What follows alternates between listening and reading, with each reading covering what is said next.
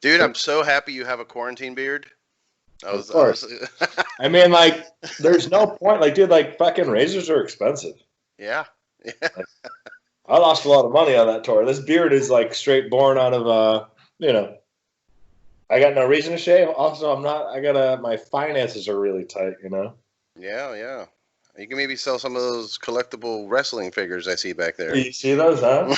Good eye. It's a good eye, bro. No fucking way those get sold. Yeah, right.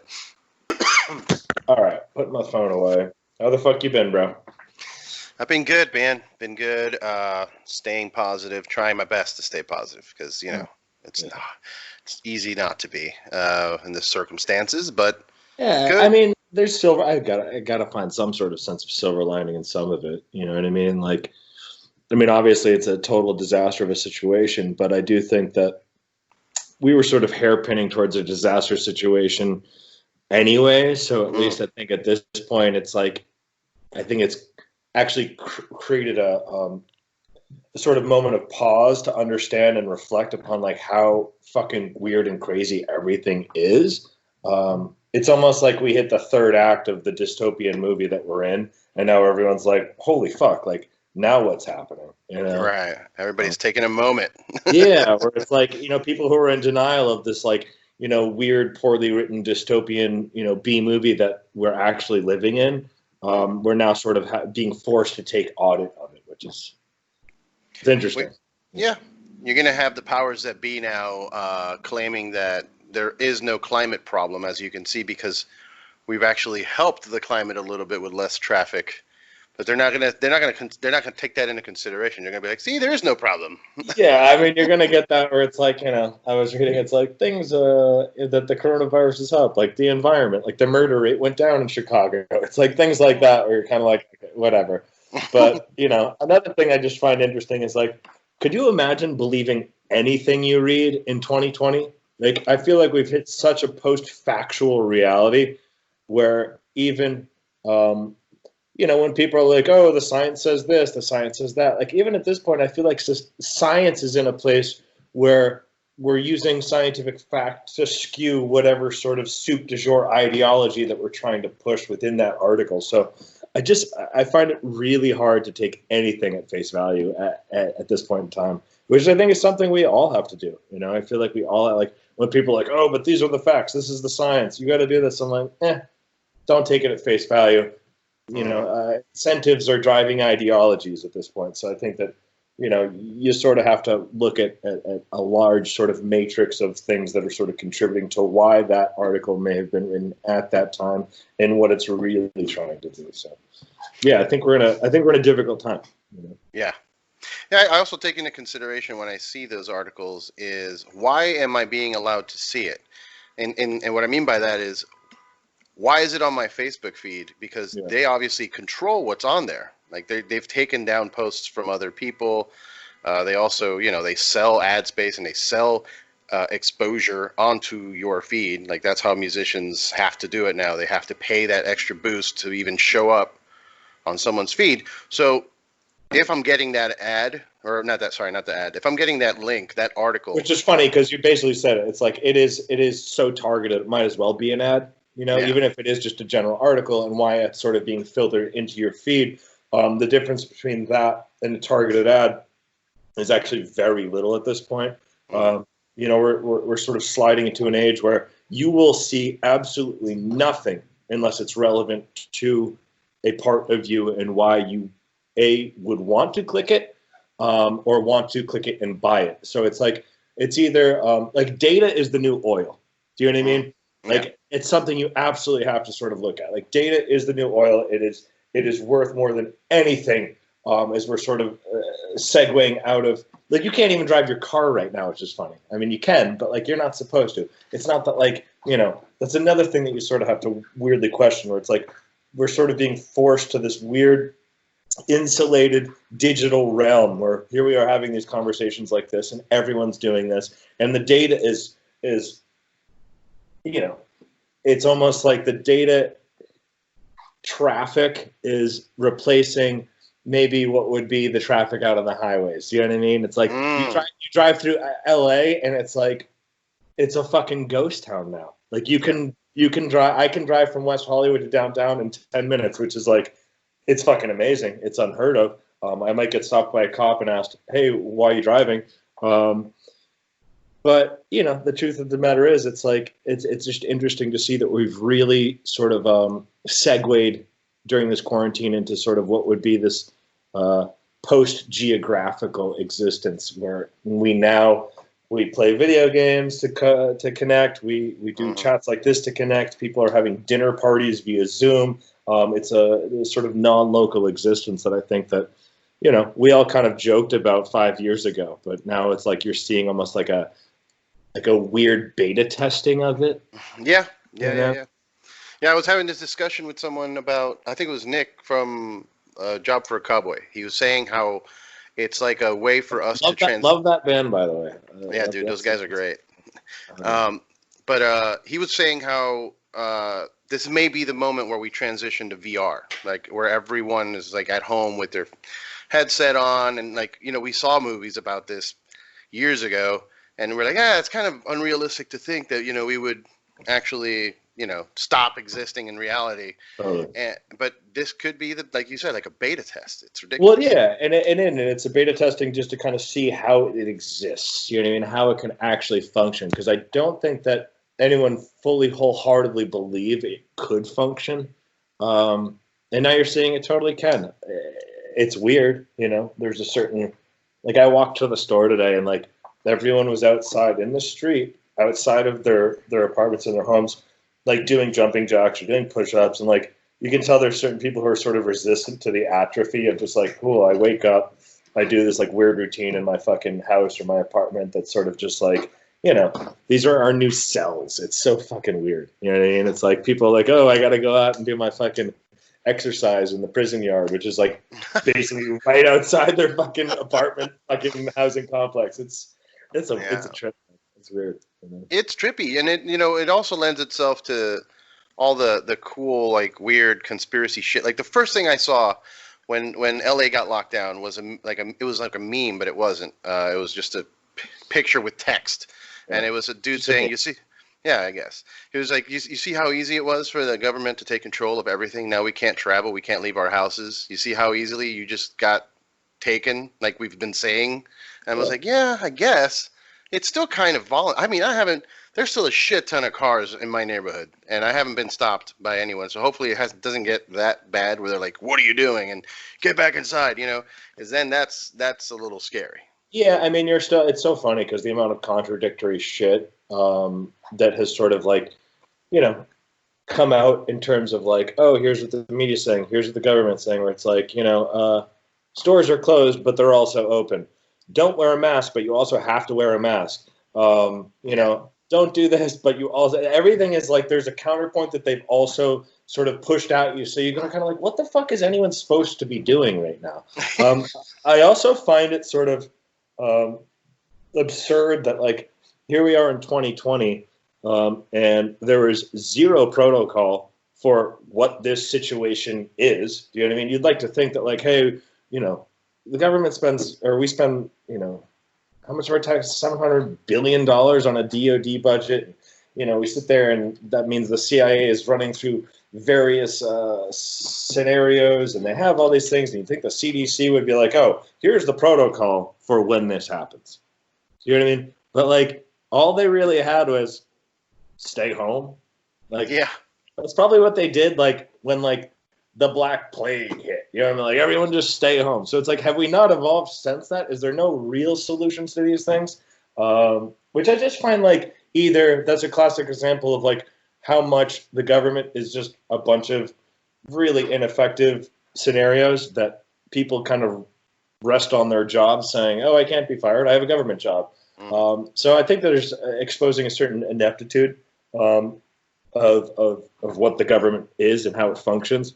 And I don't know. I just find it so like, it just seems fucking ridiculous. Like for the first fucking 3 weeks of it, it was like, don't wear a mask. And then it was like, I went into the grocery store and they're like, sorry, we can't let you in unless you have a mask. I was like, I had a mask at my house, but no one fucking told me I couldn't fucking come in unless I had a mask. Like, and now everyone's like, oh yeah, it's common knowledge. You have to wear a mask. I'm like, cool, I guess I'll wear a mask now. But there's been the concerted effort is just, it just doesn't seem there, and it doesn't seem coherent. It doesn't seem cohesive. But yet somehow we're all sort of obeying these like ethereum of rules, which is like we're just sort of making them up as we go. Yeah. Yeah, I heard about the mask thing at first being like it doesn't work, and then they're like, well, it needs to be a certain type of material so that, I think my wife said you can't be able to blow a lighter off, like turn it off. That sounds like a scientific test. That seems yeah. Seems good. So my point is like you said, easily everybody's kind of like obeying these rules because I guess they're scared. Everybody's worried, like, how do I, and nobody has a plan. The government doesn't really have a plan. That's what I'm saying. And it's like the leadership feels so poor, and obviously Donald Trump, who's deferring to like, oh well, we're just going to let the states decide on what their protocols are, which is his sort of like deference of any responsibility, even though he's going to say, yeah, that's the Republican way, more state power, blah blah blah. We're not trying to interfere. He just doesn't want any blood on his hands. So there's like almost zero decision making happening at the top. And yet the states are just sort of like trying to fucking figure out what they're doing. And yet it seems like the only real understanding is coming from these weird sort of like court of public opinion situations where everyone's like, well, we all have to stay in because enough people read enough articles on why you should stay in. And it's important to say, stay home because I watched enough celebrity Instagram videos. And if you go out, you're going to be fucking ostracized for how, by the community. So it's like, in a weird way, it's like the only law is like peer pressure right now, which is just, it's just peer weird. Pressure. You know what I mean? Yeah. It is basically governed by peer pressure at this point. Like and which is something I find extremely suspect, by the way. When I have, a lot of these sort of friends who are sort of, fuck the government, leaning in this sort of anarchistic space, and a lot of people that I know like that who are all of a sudden like, bro, you got to stay home. And I'm like, I mean, listen, I got to stay home because I'm going to sort of not fucking fuck with any of the shit. But the fact that it seems like they're now doing the bidding of the government, it's such a weird time. Yeah. It's gonna change everything afterwards too, because we're not just gonna go back to normal or what normal bullshit, fake normal, but it's going to be weird. We're going to have to adjust, and I think it might humble some people that we're too confident. Like I think that the lack of preparation that you were mentioning, I think it's just ignorance. I don't think it's malicious. Like I don't think they're just plotting to like. People are saying that there's population control. This was released as population control. I don't think they're that smart. I think it's a weird blend of like when people are like, oh, like if you think about the conspiracy, for example, the conspiracy is 90% fat of just like complete absurdity, but then there's usually about 10% of it that there might be some truth of, and I feel that way where it's sort of like, but is that truth? Is that 10% truth of the conspiracy? Is it driven by an ignorance and a stupidity and a lack of preparation or maliciousness? And I think you have to sort of distill that 10% down of the truth of the situation between whether or not it's because people are just dumb, like the government's dumb, or whether or not maybe a small percentage of them are so selfish that it comes across as malicious. So like, policymakers are somewhere in between that. Like I read something about how during that time period where the federal government was basically saying you don't have to wear masks, apparently they had ordered like a couple, like 50,000 masks for their highest ranking officials. So meanwhile, they're like, oh, tell everyone not to buy masks because we need to buy our masks first. And I just was kind of like, man, like the New York Times published that article, and I was thinking to myself, I wonder how much of that corollary is just them just doing their preparation. And I wonder how much of it was just like, I don't think they were like, don't buy masks because we need to buy them first to look out for ourselves. So I don't know. It's just a weird balance of like, I don't think anything is 100% a certain way. I think everything is like 10 million shades of gray. Yeah, for sure. And it's becoming more apparent. Like to me, I think that lack of preparation was overconfidence. Like they were like, yeah, we got medicine and our hospitals are the best in the world or whatever. I mean, Trump also apparently had defunded a tremendous amount of these institutions that were supposed to be there to, safeguard from things like this. But You would just think that there would have been protocols from previous time periods for however long. Like the CDC, that's their job. They're the Center for Disease Control. You'd think they would at least be like, hey, what's the protocol for, a pandemic, scenario such as this? They would have a protocol for that. It's like, if my job is to play concerts, I have a set list to be like, here's what we're playing. I don't show up to the venue. I'm like, set list? Yeah. Let me go back and try and fucking work one up. You guys all hang out for an hour, and I'm going to sit there with my band, and we're going to discuss what we're going to play tonight. They'd be like, what the fuck is this? You know what I mean? It's like, you should have at least some sort of, obviously that's an oversimplification, but if the CDC didn't have a protocol for a scenario like this, what the fuck is the point of the CDC? Well, they have one. Well, they were, because they have to come up with a plan for the zombies, dude. I'm sure they're, I don't know. I guess they have one. No, they have one. They made some kind of weird announcement when like Walking Dead was super popular that, they have a plan in case that it's like, what? How do you even have a plan for that? Like, I would love to see the white paper on that. Here's 50 pages on how we're gonna quell a zombie fucking outbreak. Yeah, well, our scientists are bored and finally figured it out, and now we have zombies. Yeah, our scientists wanted to be published in BuzzFeed, so here's the article. Yeah, man, it's such a weird thing, and I got there's people that are dying too. I mean, it is a problem. Yeah, so that's people. It's not the first time people have been dying. It's like there's a million fucking problems in the world where it causes a lot of unjust people and dying. And obviously, I'm not trying to downplay the lethality or the dangerousness of this particular virus, but I think something like 70,000 people died in Europe last year from the heat wave, and that's a lot of old people dying from a heat wave. I didn't see any mandates on air conditioning in Europe, or the fact that maybe people should look into wow, climate change is killing old people. But so we sort of I don't know. It just seems there's a lot of fishy things about this. That's all I'm going to say. A little convenient. Yeah, it just seems really selective. You know what I mean? And I think that another thing that is needs to be discussed is the potentiality of stopping something like this, which is whether it's when people are like, oh, it's man-made or it's naturally occurring. And honestly, it's like, if it was man-made, it would probably give us a better chance of destroying it. But if it is naturally occurring, I feel like sometimes you kind of can't fight the moonlight in the sense that this is not, you don't stop it. You might be able to slow it down. You might be able to, turn it off for a period of time, but I don't think it's going to just disappear. I think it's going to be the new flu, and I think it's going to stick around. Yeah, we're going to need new corona shots every year. Yeah, and maybe it's not about new corona shots. Maybe it's more about preventative medicine. Maybe it's about, figuring out, because it seems like there's two definitive biologies of people who get it, where it's like some people are like, oh yeah, I got it, no symptoms. Oh, I got it.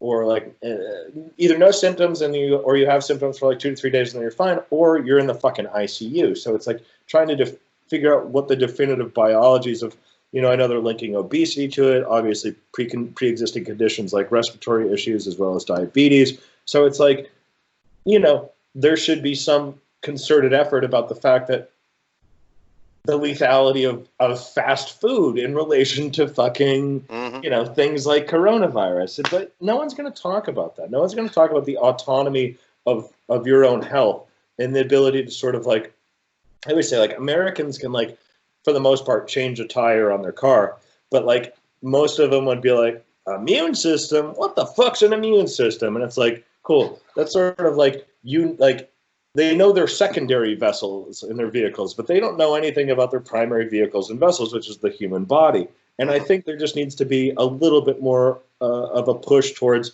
understanding the preventative aspects of things like this, where people could be empowered by, making decisions about, anti-inflammatory and alkalizing diets to,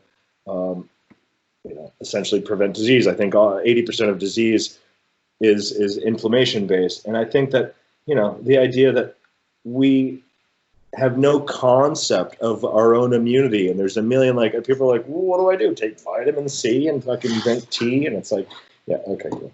But there's just been there's almost been a weird wave of discrediting more holistic approaches as well, which I'm very wary of. When things become that, where it's like, oh yeah, cool, get your crystals, and it's like, no, there's a fine balance between like go and get your crystals, and then yes, like fortify your immunity through an understanding of like actual fucking biology through supplementation as well. So it's like, I think that when something gets discredited through an internet trend, like never fucking trust an internet trend, which is another thing that this whole wave of like people loving to make memes about making fun of anti-vaxxers, which has gotten so out of control. And I think it was like, we're still aware of the fact that the Russians were running anti-vaxxer ads to like, help create that support, where sure, there's obviously tremendous merit in vaccination, but also the fact that somehow, some way leading into this whole thing where they're like, we're going to make a vaccination, there was so much hate and internet sort of a mimetic force behind discrediting people who were like, vaccinations are also risky. Do you know what I mean? So it's like, it's a weird thing that the entire internet was pushing its way towards completely discrediting any, even if there was just sort of micro points in anti-vaxxers, that like all that has been like, they threw the baby out with the bathwater, and now everyone's like, where's my vaccination? Which is just something you have to question a little bit. It's something that like, I call it hiding it in plain sight. And I think it happens all the time where obviously people know that, here's where I put on my tinfoil hat. There is extraterrestrial life in the universe. You'd be foolish to think there isn't. But because the people who sort of talk about aliens and the groups and the communities, I feel like they're flooded with these sort of overt, obnoxious tinfoil hat conspiracy, blah, blah, blah. So then you discredit all of it. Yeah. And this is the way the government likes to hide things in plain sight, where it's like, oh, it's so absurd and it's so silly that you have to take, like I said, that 10% of truth that might be in there, because they wash it out with 90% of conspiracy theory fat absurdity, that 10% that is a grain of truth in there becomes the baby gets thrown out with that bathwater. I just think that's something that people have to consider more often, where it's like, stop taking the entire subject and getting rid of it and saying, you know what, there might be something in there that is worth taking out of there and extracting it and sort of looking at that as a little grain of wisdom. Because for the most part, I think that, if something bubbles up, it's kind of like when they say like, oh, behind every joke, there's a little bit of truth. And it's sort of like the same way I feel about conspiracy theories, where it's like, behind every conspiracy theory, there's a little bit of truth, or else it probably wouldn't have happened in the first place. So that's up to the individual as an investigator to do that audit, Yeah. When I was younger, I used to be really into conspiracy. I mean, this was before when YouTube was still kind of growing, and I wasn't going to YouTube for these videos. This was more reading books. I was getting people that were handing me these things and like, oh, we're going to this meeting. I'm like, what's this meeting? It sounds like a cult. I'm in. Let's go check it out. Because I would always love just to see what people are doing, man. Like my friend took me to this one class that he was like, yo, they teach you how to have an out of body experience. I'm like, what? I mean, I've had them. I've taken drugs that make them happen. But you have a class? And he's like, yeah, it's like $300. I'm like, what? Someone's making money off of teaching you how to have an OBE, huh? The minute someone's asking for $300 on something, yeah, okay, I'm out. Yeah, it was something, the Academy of Consciousness, I think it was called. And I showed up to it because they were like, yo, if you're a member, you can bring friends for a free class. So I'm like, yeah, let's go check it out. And it was all bullshit. It's like a multi-level marketing scheme. By the end of it, they're like, hey, if you find more friends to sell this juice, you're like, what is going on? Mm-hmm. And it's all bullshit. Like they were building some kind of facility out in Brazil where you can lay inside of it to meditate, and it would kind of like the Professor X, Cerebro thing. Yeah. It was like that, where you go there and meditate, and like your consciousness is like expanded because of the shape of this building. I'm like, dude, you don't need all of that. I hate that. California is the land of sort of exploiting what would be considered like alternative or complementary medicine for me. It just seems like within all the quackery that exists out here, and again, it goes to my sort of, I guess we'll call it the 80-20 rule. Within like 80% of the bullshit, there's usually 20% of, nuclear energy that's sort of providing the power for the rest of the, superfluous points of the cell. So, yeah, I think that, there's merits in a lot of these things. And I think it just, again, instead of throwing out the baby with the bathwater, I think people should sort of do their own sort of audits and inspection on it. Yeah, man, you don't follow someone else's opinion. Look into it, and try and see every side of that coin. Because I think it's really important, particularly now, where it's like, doesn't matter where you're getting your information. If you're not sort of doing cross-referencing on either side of it, where it's like, I follow, for the most part, I think the mainstream media is dog shit. But what I will do is I will find the same point. Like if I'm reading something on there, just for the sake of saying, hey, let's see what they're pushing, I will also go to the counterpoint of that and try and find that out. Because I think somewhere between that kind of cross section of it is where you're going to find a little interesting Venn diagram of like, all right, here's what's at play here, especially if you start to really dig deeper in like who's funding that various news organization and stuff like that. And this is sort of like what I call the meta war, where it's like you have to be approaching everything at the sort of meta level where you're willing to kind of peel back all the layers to the onion and sort of like get your hands dirty and try and figure out what the fuck's going on. Because otherwise you're fucked. Yeah. That's why I say only the most limber minds are going to make it through the next 15 to 20 years, because like it's only going to get worse from here on out. Yeah. Is that why you called the album that? Is that what the album's about? Yeah, Meta War, baby. That's sort of where we're at. That's where we're at right now. It's take nothing at face value. Everything has to be sort of approached on this sort of metacognition of approach. Is this an inspiration for you? Are you writing more now, or is it the same for you? It's weird. It was an inspiration while writing Meta War, obviously, but so many of the things that we wrote about in Meta War kind of came to pass and are still coming to pass. And I was like, we had so much touring slated for us this year, like an insane amount of touring, huge festivals. It was such a big year for us to sort of finish out the album cycle of touring on Meta War that I really wasn't prepared to sort of write right now. That wasn't where my headspace was, because everything that's happening right now, I felt like we already covered. So as we're sort of like in quarantine and not being able to go out and tour, we're sort of forced to write and to create. But I find it struggling to like what to write about, because I feel like we already said everything in a weird way with Meta War about what's happening right now. So what I'm really trying to do is do as much observation as possible right now, where I'm not trying to write so much, but I'm trying to absorb and shine up the crystal ball per se to look what's going to happen in the next 5 years, because we are going to the studio. Sony just exercised the option today for another record. So nice. We are, we're excited to get back into the studio and write, and we're actually going to get a place out in the desert next month to just bring all our gear out and just lock ourselves away. Because to be totally honest, I don't think any of the touring that we had scheduled there is being fucking August or September. We had a big tour in September, which we haven't even announced, supporting another big act. And it's like, that's not even going to happen. It's not going to get announced just because of the fact that there's no point of announcing it, just to cancel it. So at this point, I think that we're sort of going to just say, hey, you know what? We'll come back in 2020 with touring, but now we're forced to use this time to write another record. In terms of what I want to be writing about and focusing my conceptual efforts on is still something that I'm really trying to, mind map out. Like, I don't want to rush into it and try and write like Meta War, 2 point fucking, like, I don't want to make an addendum to Meta War. I want to make something that's going to address what's happening after this scenario, which it's just hard to understand and it's hard to sort of predict, but I feel like that's the challenge. That's the fun part, to really sort of stay attuned in and like I said, shine up that crystal ball and figure out what's coming next.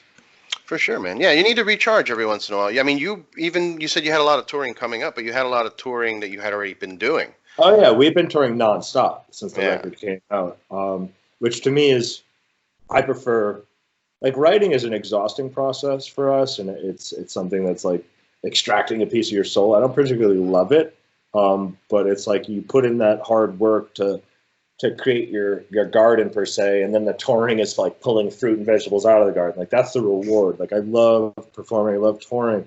So I was really excited to continue touring this year, and I didn't really feel like going back in the studio and writing.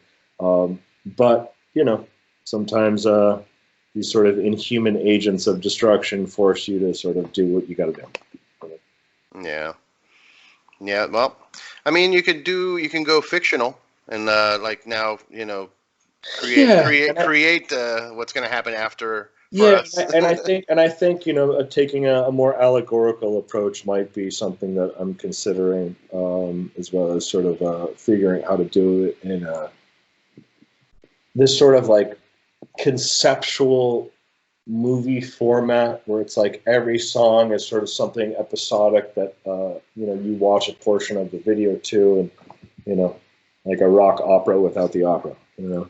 That would be cool as hell, man. I mean, I know you've been building up, the band's been building up, and your style too. Like, you know, the way you look on stage, obviously, it's a big, you know, thing. But you've worked with like Grant Morrison, and you know, you've been in heavy metal. Like they featured you and like as a comic. So like you can kind of start say it's like a universe, right? You're creating your own like MCU. We've totally been building a universe, and that's something that like you know, even if you watch the videos to date, they all are interwoven in sort of a universe, which is why I think that, yeah, the next stage will be to sort of like congeal that universe, because I think there's a lot of points of the universe that are sort of disparate and just need to be pulled in. And I think that the next record that we write should really start to kind of like find more connective tissue and pull it all in a more overt fashion where it sort of does become I wouldn't call it fiction, I'd call it theory fiction. Okay. Because I think there is a sort of genre that's, you know, theory fiction and sort of Lovecraftian fashion where it's like, you know, you have things that are obviously fiction, but at their core, you're like, is this fiction? You know, like, and I do think the lines between fact and fiction, you know, I think fiction's become, fact has become stranger than fiction at this point. So, for sure, man. And it's we're living, like you said, I feel like we're living in a cartoon. Like we're in a fucking series. Every time I put on any kind of Facebook or whatever, and I see what's happening, I just keep scrolling. Like, really? Come on, Vince McMahon. I don't know when I talked about it or what podcast I was on, but you know, it was years back, and I was calling it. I'm like, I think we're heading into the Attitude Era of politics, and it was like, here we are, and I just felt so fucking like vilified, and like, you know, I was like, if we're not in the fucking Attitude Era of politics, Vince McMahon just got brought on as a, you know, part of this, like, I don't know if you call it a task force or a committee or whatever the fuck it is to reboot the economy. I was like, God, I can't wait for the fucking cage matches. It's going to be amazing. Yeah, the ladder matches are. Like, do you want your stimulus check, brother? You got to get in the ring. We're going to have a battle royale. Battle royale. Last man standing gets a stimulus check. Fuck, that's what I want, dude. Let's go. Oh my God. I'm serious. I mean, it's so absurd. And I'm a fan of absurdities. I don't know. I can't help. Like, trust me. I love.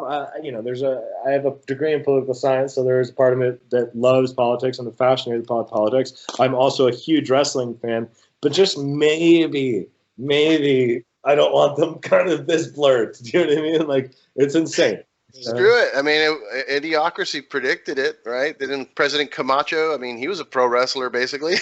Totally. It's like we're living in this sort of hyperstitious state where everything that we sort of joked about and wrote about, and you know, Hollywood made movies about, and people wrote comics about, and video games, etc., has really come to pass, which is something that does, I think, worry me a little bit, because I can't think of any utopian pieces of entertainment that we could even begin to model anything after. You know, it's sort of like what's in our imagination is the only things we have access to. And if all we ever have in our imagination is dystopian narratives, then that's all we're going to find ourselves in. So it's like someone better write a fucking great utopian science fiction, so that way maybe we have a shot at anything. But unfortunately, I don't think that sells. It's not as entertaining. Yeah, it's not as entertaining. And I think that's part of the problem with it. Everybody's happy? What? No, I don't want that. I know. Yeah, but you know, speaking of McMahon and the wrestling, have you watched any of the product that they've been putting out since the quarantine?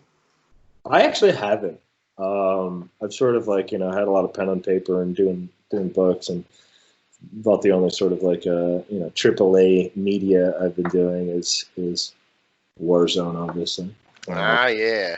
No, I haven't been watching any wrestling. It's so weird. There's certain things that during the quarantine just seem so unimportant. You know what I mean? Like you're like, what's the point? Who cares about that? Yeah, yeah. I mean, I've been checking in because obviously, I mean, I'm such a fan of the sport that it's like I got to at least keep up with whatever. Like, I don't watch baseball or football, and it's not even happening. So even if I wanted to, I can't keep up with baseball or football or basketball or anything. So I watch UFC fights and I watch pro wrestling. Are they still doing UFC fights? You said he's going to do them on the island or something? Dude, Mortal Kombat almost happened.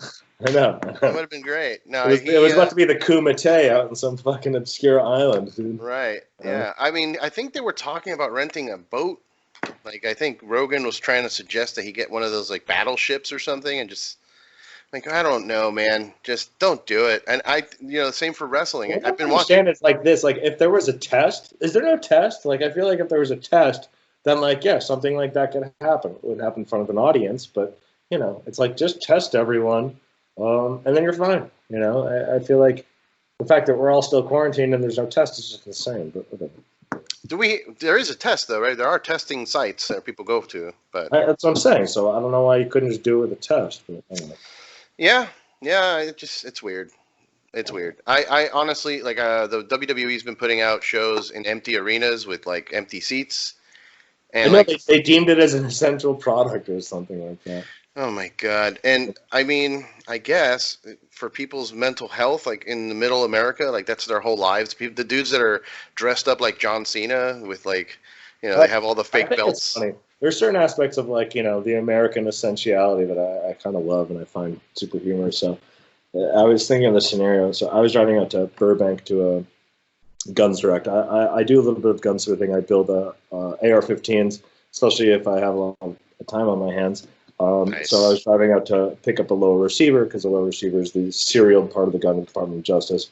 It's sort of this very basic looking paperweight thing that at that point has no real ability to do anything, but it's still considered a firearm because they have to, if you're going to DIY a rifle, you have to have one part of it that's licensed and serialized with the DOJ. So it took a 10-day waiting period. So I was going to pick up another one. And I saw these people getting pulled over on like Burbank Boulevard. And I was thinking to myself, like, it's going to be so funny if I get pulled over and this cop's like, what are you doing out? Like, why are you driving? And I'm going to be like, don't worry, dude, I'm just buying a gun. And he'd be like, oh, sorry, go right ahead on your way. You know what I mean? Like, the gun stores have been deemed essential. But if I was like, yeah, I don't know, I'm going to hang out with my friend, he'd be like, I'm writing you a ticket for fucking public endangerment or something like that. Right. But like, as like going out to buy a gun, totally cool. Yeah.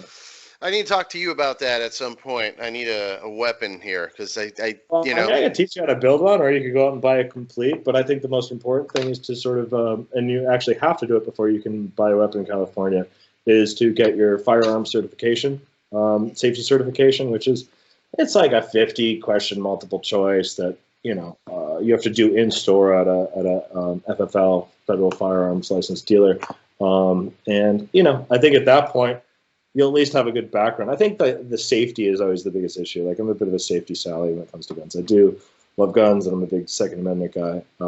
But I think that, this insane rush of people going out to buy guns right now, like there's something like 2.5 million new gun owners, like in like the past month or something like that, which is like, it means that like, a lot of the liberals are going out and buying guns, which is just interesting. I just think it's just that time period where like you're sort of getting that blur in those lines, or I think it's great that everyone's exercising their Second Amendment right, but I do think that it's important for people to understand the safety of their firearms, because that's why I encourage the DIY builds. If you build your assault rifle, you're going to know it intimately. It's like if you were to like, oh, I just went out and bought a motorcycle, and you were just like driving around like, what the fuck? Like, but if you built that motorcycle, you would know every aspect of it, and you'd have this sort of intimate relationship with it. And I think that it's important, especially with firearms, if there's a malfunction or anything like that, to know how to know every fucking piece, every screw, every detent, every fucking spring, every aspect of that rifle. I think is a better approach.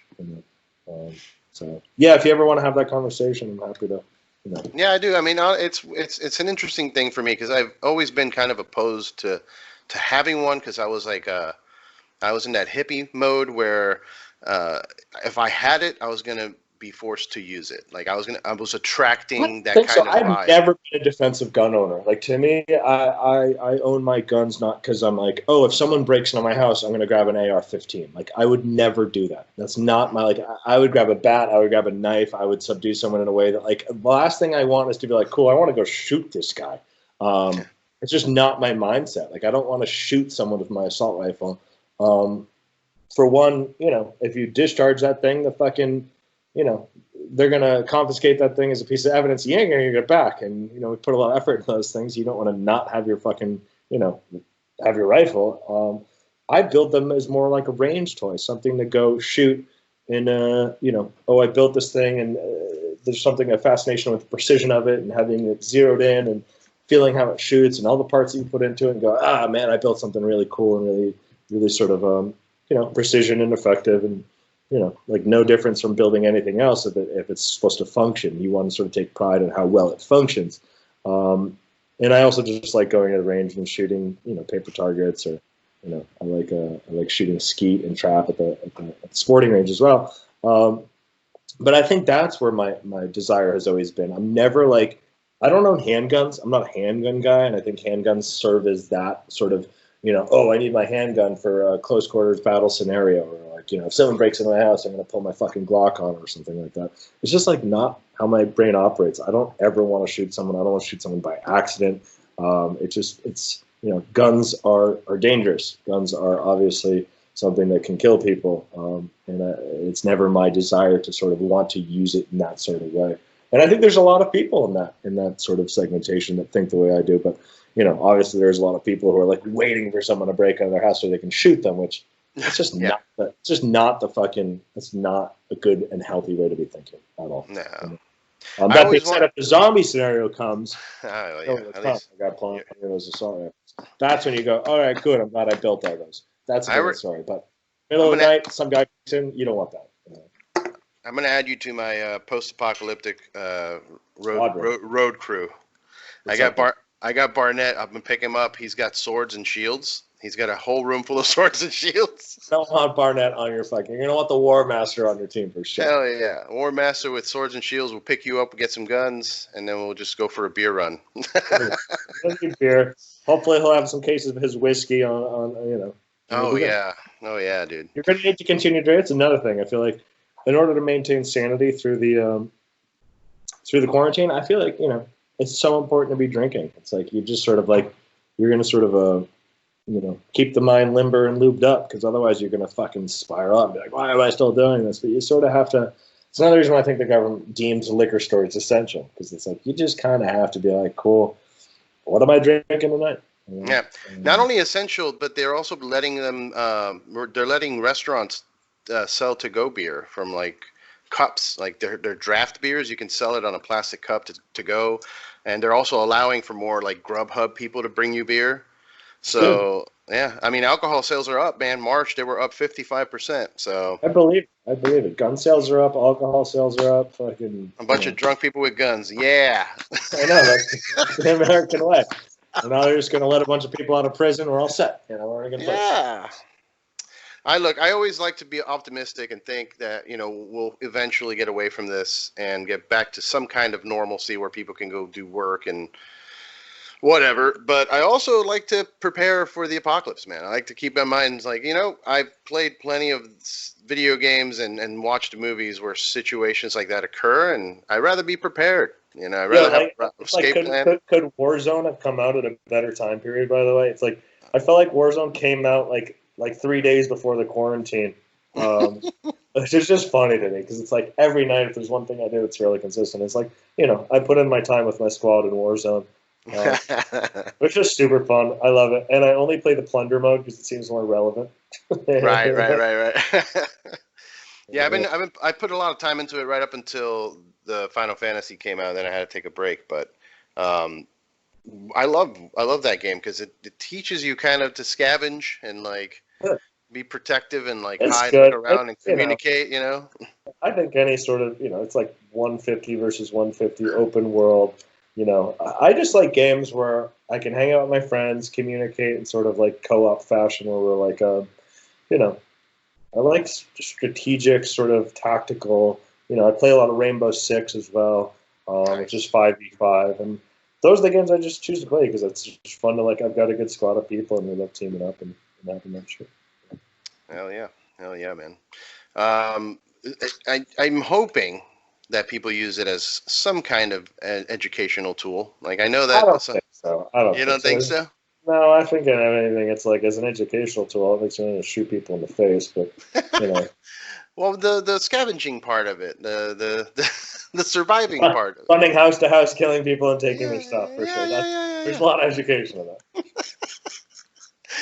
Yeah, man. I don't know. I Especially in, like, the Call of Duty community, which is like, half of them are like screaming fucking racial slurs at each other. yeah. So I don't think there's a lot of education in that, but sort of the Bunch state of of the world we're at. 13-year-old kids yelling homophobic and racial Yeah. slurs Like nonstop. with MAGA clan tags, you know what I mean? Oh Just my for God. just for the sake of trolling and pissing people off, because that 13-year-old doesn't even understand the implication of it, but he's just like, people get pissed at me and it's fun.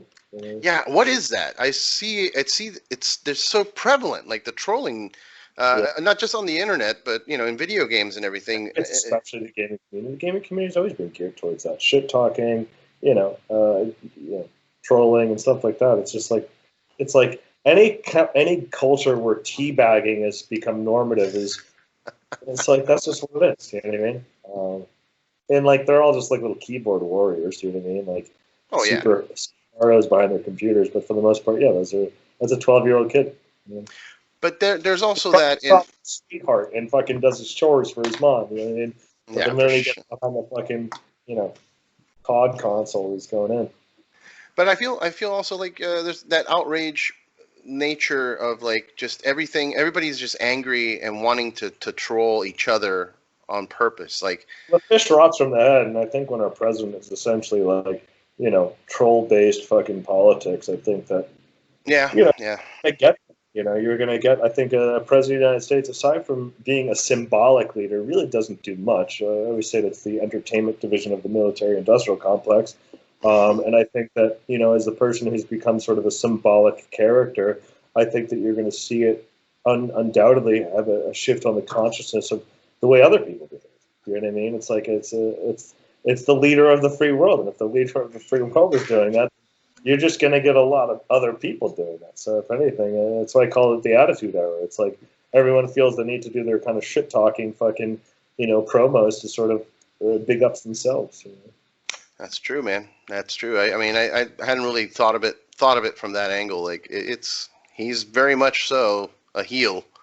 Yeah. So And if you have a heel in power, it's going to fucking, yeah, it's going to have either people talking shit about him or people talking shit about the people talking shit about him. It's like, that's the heel. It's antagonistic. It gets great ratings, which, he certainly does. And I think that, the news organizations, if Trump wasn't reelected, I think the news organizations ratings are going to go plummet. Do you think people give a shit about Joe Biden? Everyone's going to go sleepy, fucking, boring, centrist Joe Biden. And, like, they're going to be trying to dig up dirt on it. It's just going to be boring as shit. It's like, what could be said about him that hasn't already been said? Aside, the guy's it's like, do you want this nice rapist or this mean rapist? Take your pick. yeah, yeah. I don't know. So as a fan of absurdism and wrestling and all that, and acknowledging that our president is a heel, like, do we want, like, I don't know, man, like, Do we want to heal for another do we 4 want years?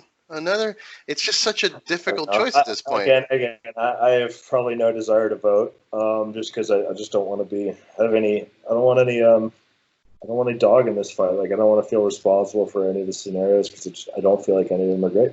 I don't feel like, everyone will say, oh, anyone but Trump.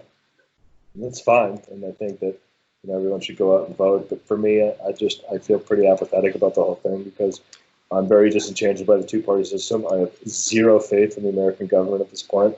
So the idea of me sort of attempting to exercise any political efficacy by voting would be disingenuous to myself.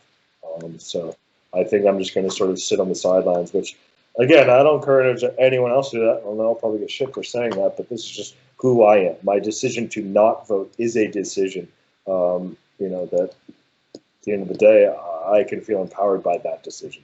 I don't think that makes me exercise less civic partisanship. But I have very conflicting political beliefs that is sort of adapted from a myriad of both sides. So at the end of the day, I don't really feel like I'm represented in, a dual party system. Now, would you say that, and I'm not like, this could be said in a different way, like, why don't you go to another country then? So would you? I used to live in Rome. I lived in Rome. I lived in Italy for about 5 years. I was gonna say, would you consider leaving again? Like now at this point, like the doesn't represent you. Like, wouldn't you want to be somewhere else? Because I do feel like I have a deep love for America and a deep love for the land and the people and the general vibration that exists here. But I think that you're allowed to separate a love from America for a love from the state. I think you can say fuck the state, love America. And in many ways, that's what America was founded upon. So the idea that you're sort of going to be some bootlicking fucking, state worshipping fucking twat, it's like, that's not American. Patriotism isn't born out of fucking obeying the president as an absolutist figure and saying, oh, you don't support your president, that's un-American. Motherfucker, America was built on saying, fuck these guys. That's the point of America. Yeah. So it's like, this is why for me, like, I like my Second Amendment. I also, am extremely pro-choice. And, where does that fit in? People who are like, oh, pro-choice and Second Amendment, or people who are like pro-gay rights but also like their guns? Like, how is that represented? You know what I mean? It's like, not, yeah. It's not, So I don't really have a place that I feel like, oh, cool, like, this is the guy for me, or this is the girl for me, or this is, the alien for me. Like, I don't really have I don't have a position that I feel like I'm represented, so I don't want to vote. Yeah. Yeah, I mean, it's discouraging, dude. It's discouraging to look at what the options are. You. And I think that people should be fucking fed up. The idea that anyone has any faith at all in the American government, or the sort of bipartisan bullshit that we've been sort of dealing with for forever, is just like, it's insane to me. It's like, it just shows how fucking ignorant people are. We should just stop. We should just like. Yeah, it's weird, man, because we all have we're all like-minded friends. We know each other and we have friends that are all like-minded. But the thing is that the thing that bothers me is that, he has followers. It's like people when they talk shit about Nickelback or whatever, it's like, yeah, they suck, but they sell millions of records. There's obviously someone. Well, there's a lot of populist rhetoric is populist rhetoric. I feel like, when you're dealing with a large portion of this country that is completely disenfranchised, extremely impoverished, and has zero opportunity, the rhetoric that gets spewed at them it's easily absorbed. There's no, it's like, I don't think populist rhetoric is going to die down anytime soon. As jobs are replaced, there is no jobs. Unemployment's going to skyrocket from this. Jobs are going to slowly be replaced by automation, because that's just a reality. You see that in grocery stores. Here's automated checkout. Here's all this cash. The minute they make a self-driving Uber, the entire Uber market is going to be fucking gone. And all these things are starting to be replaced by automation. Automation is going to be the new, what was the Mexicans for Trump. Do you know what I mean? Where it's like, oh, the Mexicans are taking your job. And you're like, well, then get them out of here so I can have my job back. And like, if you're poor and fucking white and in the middle of America, you're going to go, yeah, cool. I wish I had a job. I'm sick of being fucking poor. What this guy's saying makes sense. But, as we move into the future, and it becomes like, we're going to say the same things about robots. Do you want your job back? Do you want to make sure that the robots don't have your fucking, do you want to go back to driving Uber? It's like, we need to pass this legislation. I think the populist rhetoric is it's going to stick around, because you're dealing with a scarcity of resource, the tragedy of commons. You're dealing with a situation that's only going to get worse in the future. So I think populist rhetoric is here to stay. I think it's understandable why people are drawn to Trump, even though personally I think he's an absolute fucking clown. But I think, it makes sense if you're super fucking poor and you live in the middle of this country, of why you somehow relate to a guy with a gold toilet. I don't know. Gold toilet. Was there anybody in that lineup of potential people to be president that kind of stood out for you that are gone now? And who the fuck would want to be president this day and age? Like the idea, So like weird. the presidency should be dead. Do we need an alpha leader? And what is the point of an alpha leader at this point? What is the point of having someone who's, it just seems so tribal and ancient and archaic and something that I'm like, I'm not sure that a world that is already based on data and technology entirely needs that. And I think that, I think there's a lot of scenarios where there could be massive amounts of governmental and political reformation that could actually say, hey, cool, let's reboot this thing and build it into a future. Because I think we're still operating off extremely archaic manner. I have to pee too bad to get into that, but if you want to get into it, I'll take a piss right now. Okay, I'm gonna get water. All right, now let's get into some politics. Yeah, let's get into some really bizarre, futuristic, potential political concepts that, again, like this is also just sort of my version of, it's like just ultra opinionated, very radical ideas. So that just has to be prefaced like that. But if you think about what a president does, and if you think about what a political party does, what are they really doing?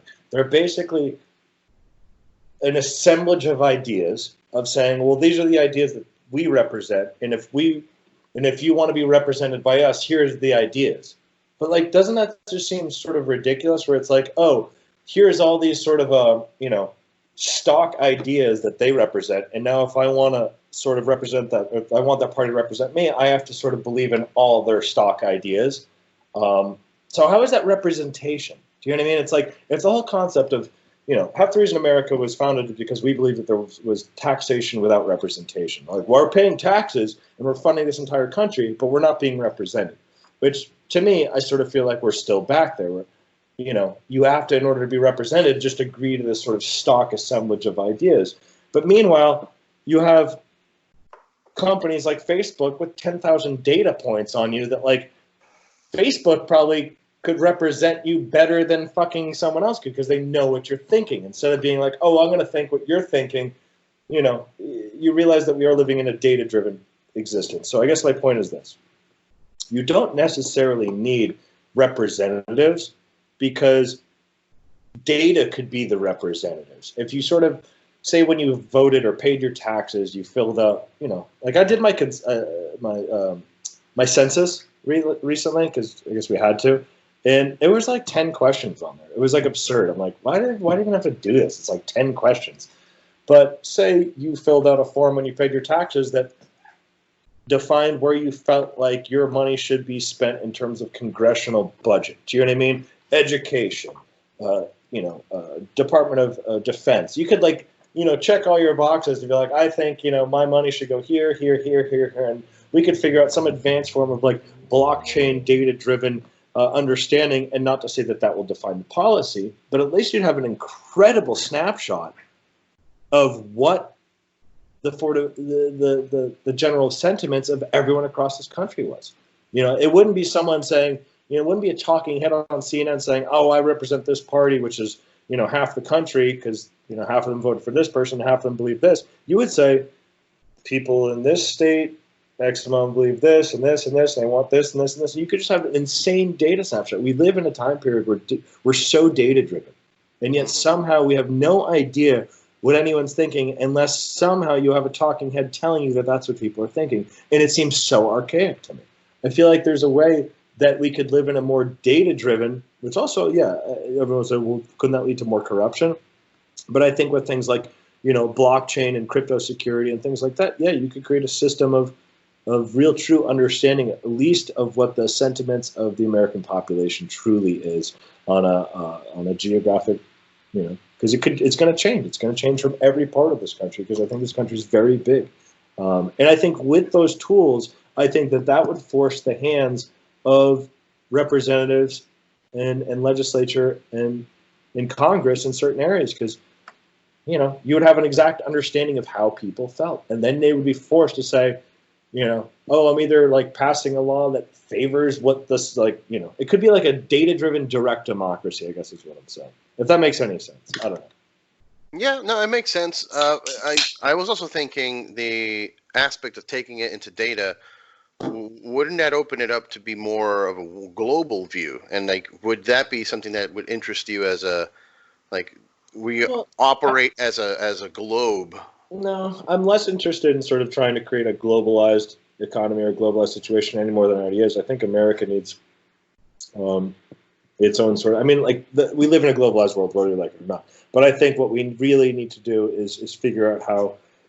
It's like every election that we've had since I've been alive has always been like so controversially close that you're like, oh, it was like 49 and 51 and we need a recount, and like, oh my god, it's a scandal because of something that happened in Florida, and you go like, wait, this is our country. It's like we're literally split down the fucking middle.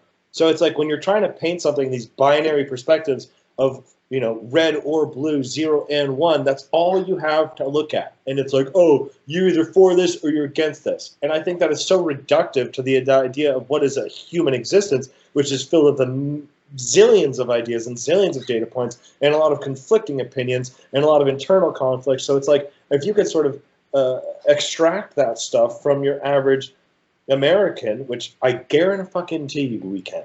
Do you know what I mean? We have the ability to do that. We do it to sell at people. We do it through surveillance. We do it with our surveillance capitalism, if you will. Do you know what I mean? And if you did it on a more voluntary basis, instead of just voting, do I want this guy or this guy? Who represents me? You could vote on so much more shit. And why not? You know? And with all that data points, make all those data points public and make all those data points 100% secure through blockchain technology to the point where you say, hey, you know what? Now you know what everyone believes on every fucking potential fucking hot button issue across this country, and you can really get this sort of brilliant breakdown of its map and go, wow, it's amazing. I had no idea. And no one will ever see that. And that's what I find fascinating about this country, of like how much like we still call it the United States, but it's certainly not united in any fucking function or fashion because of the fact that nothing can get passed in fucking, you know, Congress because of the way it's just like so poorly structured. So it's like, at least if Congress had these data points to go, here is the irrefutable hard data of what the people in your district are thinking, and yet you want to go ahead and try and twist the facts against, oh, but we should do this, and this is what people are saying. No, we're looking at what they feel. It's a dangerous thing because a direct democracy at that level can really show you how fucking stupid and dangerous people really are, but at least you'd have a direct democracy. And the reason why I wrap it is the same reason why the Electoral College exists. The Electoral College exists is because people are afraid, or the government is afraid of actual people actually having a say and people voting, and, you know, the danger of the mob mentality. So it's like, you know, the funny thing is Electoral College voted Trump in, so who the fuck knows what they're fucking going to do. Yeah, man. I feel lost when it comes to the politics today. Like I can't get a grasp on it. I don't feel like you were saying we're definitely not united. It's because it's a mutation politics. chamber. I mean, it's a vicious mutation chamber that's constantly changing on all levels and all fronts. Where people say like, you know, oh, here's the liberals or here are the conservatives, but it's like what a conservative and what a liberal originally started as. The conservative was a person who wanted a conservative amount of government in their life. Do you know what I mean? That's all it was. It wasn't the neoconservatives who wanted to say, here's what you can and can't do in your bedroom. Here's what you can and can't do with your body. Because if anything, that's not conservative. That's government overreach. Saying, oh, you can't have an abortion. No, that's not conservative. Originally conservative. It's conservative in terms of morality. But true conservatism was based on the fact that you want small federal government, a conservative amount of government. That's all that was. It somehow mutated into something viciously different when you wanted to say, oh, we need to secure the evangelist voting base, and now we're going to make it morally conservative because it seems like we can semantically shift that code. But realistically, liberal was like you wanted a liberal amount of you were more okay with a liberal amount of federal government. Like you wanted more government sort of policy. You wanted more government regulation, which, you know, meanwhile, they're like, we don't want the government to tell us what to do with our bodies.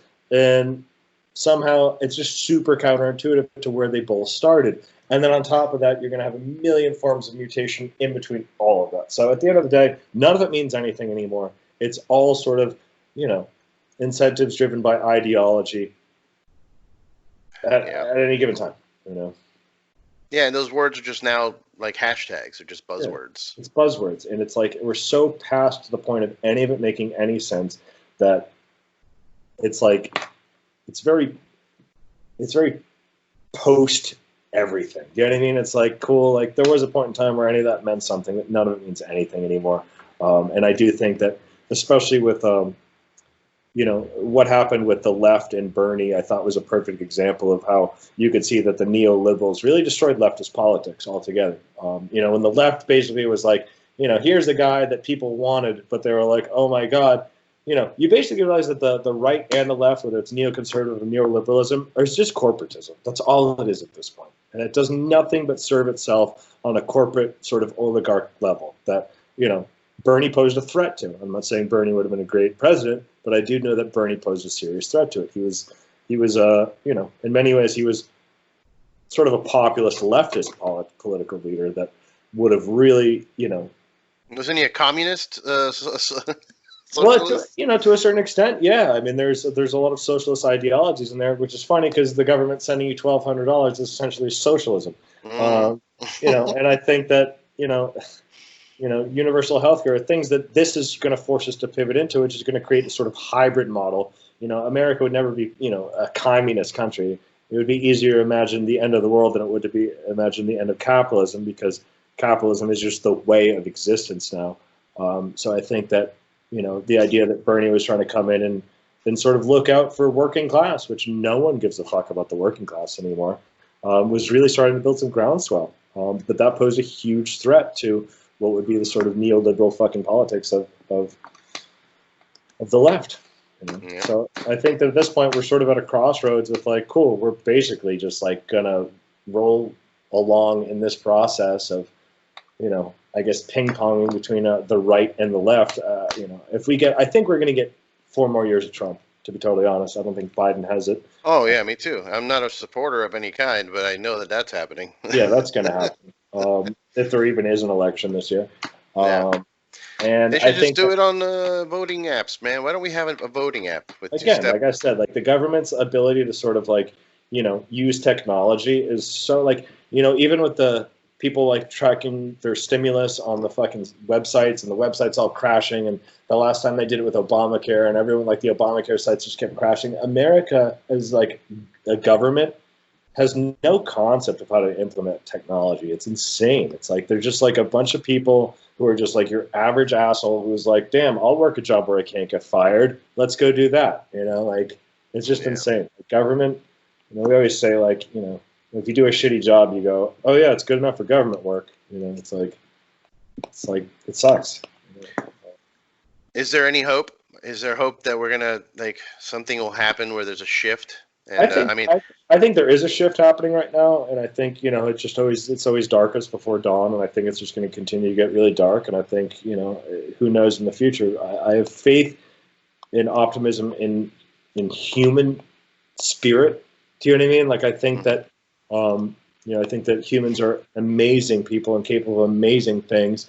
You know, it's like you can occasionally watch, you know, I think there's like an account like people doing amazing things. It's like there's things that like you can't even fathom human beings doing, and they do. So it's like somewhere it will get figured out, but it's gonna get probably way fucking worse to the point where like things have to be figured out. It's like when you're staring down the fucking barrel of a gun, you're going to figure some shit out because you have to. Do you know what I mean? And I think things are just going to continue to get worse before they get better. And yeah, I do think things might get violent and things might get ugly and scary for people. And, you know, that's another thing I think about. You know, for your average middle-aged white guy, the government was something that had very little bearing in their life. Do you know what I mean? For your average fucking person, it's just like the government did not matter. I always said like, people, like a lot of people go to fucking parties that will have more bearings on their lives than the U.S. government. It felt mostly inert. You know, maybe there was a policy and a tax policy that affected how much money you had to write, and that's why, you know, most dudes, like white fucking older dudes, were going to be like, oh, I'm a Republican, because it's just like all they cared about was it just affected their tax policies. You know, in terms of when Trump came in and undocumented illegals were a threat of the U.S. government. Like, yeah, people are like, oh fuck, now I'm deciding that I'm not into that. But now the government is somehow affecting everyone's lives because we're all stuck in our fucking apartments. And that's the first time that's ever happened. The U.S. government has had a deep effect on everyone's day-to-day lives. And I think there's something that will be interesting born out of that. Because now we're all fucking super cheated. And it's something I might have said in the previous podcast where democracy is like love in that you really can only make sense of it once you've had your heart broken. And I think that we're sort of at the edge of some extreme heartbreak in this country in terms of what our democracy is and what it represents. So I think that creates an understanding of what civic partisanship is and what it has to be. Granted, this is a guy who just said he didn't want to vote, but I think that most people are going to be deeply engaged by that. And what that means is not necessarily anything great, because I think there's its own sort of there's a great white paper called The Crisis of Democracy that was published by the Trilateral Commission that was basically saying that here's the problem if everyone does vote. So, I think that's going to come with its own set of problems as well, where I think that, with everyone becoming more civically engaged, I think you're going to have a new set of problems that after they all become civically engaged, they're going to realize how little baseline civic engagement of just voting is. Like, there's that always saying, if voting made a difference, it would be illegal. You know what I mean? Like, I think that, when everyone goes out and does vote, we're going to be fucking twice broken after this next election. And everyone's going to go, wow. And that's when things are going to start to get dark. I think by next year, I think things are going to get ugly. So. Yeah. Yeah. I mean, it's true what you say. Things do get darker, but I always, right before the dawn, like you said, I think I am seeing some really good push from people online, paying attention to the working man. Like you were saying that nobody cared. Now they're giving them props, like heroes, essential workers. And not even just that. I think that, like, aside from things like policy and things like legislation and things like, political efficacy, I think that what you're starting to see is people caring more about their fellow man. I got more texts from people saying, hey man, how you doing? You hanging in there? It's like we're checking in on each other. It's like,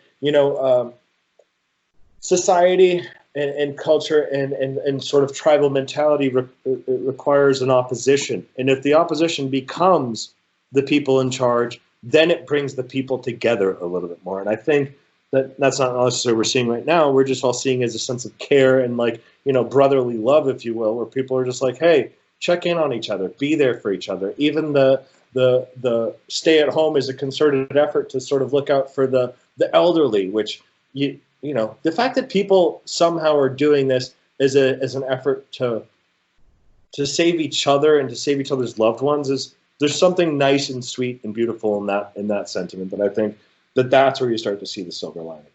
It's like, it's less selfishness. It's not driven by, like, bottom line, like, well, fuck you, I'll fucking step on you to get to where I have to, or, this is for me. I mean, we saw a little bit with maybe people hoarding toilet paper, but, I think for the most part, you're seeing a certain segment of people who are starting to decide to care a little bit more about each other as humans, which I think is the first step of anything. Yeah, I think so, man. I think, hopefully as humans, we can have a positive change moving forward, figure out a way out of this nonsense, and all stay safe and healthy and happy. I mean, as happy as can be. You're always going to have a job. That's a little bit of a myth. I'm sure, like, maybe temporary moments of happiness. But yeah, I think that in general, I think everyone, deserves the inalienable right of being healthy and, not having a complete fucking shit sandwich of life. I think that, like, yeah, we should all have that opportunity. And who knows, I think it's, like, increasingly harder as the world becomes overpopulated. But I think that as we get smarter, and we're clearly getting smarter, that there's some optimism of creating systems that could potentially benefit more than just the 1%. And I think that that's what people are getting really hip to. And I think that that's something that's going to happen. And I think that's why the 1% is all like, yikes, which is really the big threat of what Bernie posed. So. Yep. Shit, man. Well, I think that's a good time to wrap it. I think we covered a lot. Covered a lot. I'm hoping I'm staying hopeful, but also with my eyes open. And I have to say, there is a place where it's okay to be optimistic and angry. Do you know what I mean? Like, I sort of exist on that sort of weird Venn diagram of that, where it's like I'm like optimistic about the human spirit, but I'm all pissed about the situation. I'm pissed about everything. So it's like being happy shouldn't mean complacent. Being optimistic shouldn't be complacent. I think that you should stay tuned in, and I think that that's where your sort of optimism should be, and sort of allowing yourself to want to sort of push to a better place. You know? yeah, yeah, and we have the internet, man. Like we can get more people are tuning to it now than ever. So if you have a message you want to get out, this is the time to rally people together to make actual changes and communicate Yeah, more, I civic guess. partisanship should not exist simply by just saying, "Hey, I vote." It Yeah. should exist by, creating environments that foster community and understanding, and allowing people to also create, creating a forum for voice. And I think that's really important. I think people should be allowed to sort of, speak their piece. That's how we're going to get. So. Oh yeah, man. Well, thank you for hanging out with me, man. You're Always always a yeah. you're always a big supporter. You're always on. Whenever I call you for something, you're like, "Yep, let's go." I'm down, man. I like talking, so you're always a fun guy to talk to. Fuck yeah. Let's squad up in Warzone, and let's hopefully when this thing's wrapped up, we'll grab a beer. For sure, man. Take care. Take care. Be well. Take care, bro. Later, man.